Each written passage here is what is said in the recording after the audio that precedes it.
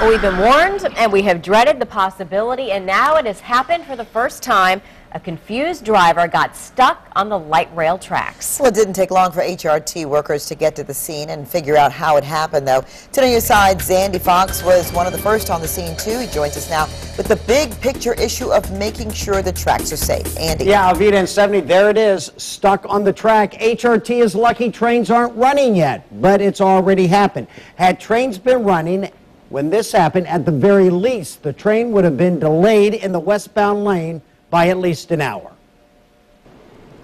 This is the light rail track along Brambleton Avenue, and this is what HRT officials dread to see, and they are seeing it for the first time. Christine Reed, stuck on the track. What happened? I went to just left the doctor off on that road, trying to find Princeton that road. Reed will not be alone, and HRT knows it. We have said all along there is going to be a period of adjustment where the community begins to understand the relationship that it has with the light rail system. So you were coming down just like that white pickup. Reed was coming down York Street just like that pickup truck there and kept coming straight. But that's what you did. But that's what I ain't gonna say I didn't, but that's what I did do. It had been that. Reed drove past signs telling her to turn right, but she came straight anyway, was on the track and tried to take a U-turn onto Brambleton. But the light rail track got in the way. I didn't even know I was on the railroad track.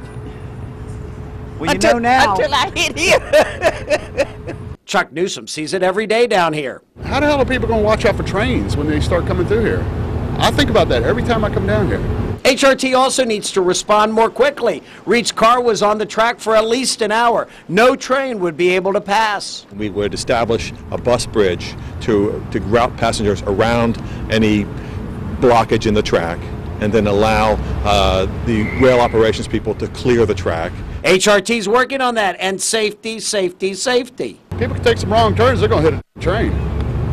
It's going to happen. Our drivers are under very strict guidelines about how fast they proceed and through the downtown area. As for York Street, HRT has learned rumble strips like these need to be put down along York Street. An additional reminder, this part of the track is not a road.